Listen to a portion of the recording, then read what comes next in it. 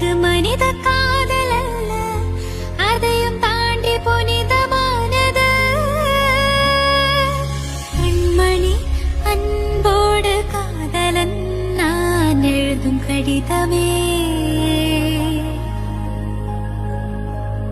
பொன்மணி உன் வீட்டு சௌக்கியமா?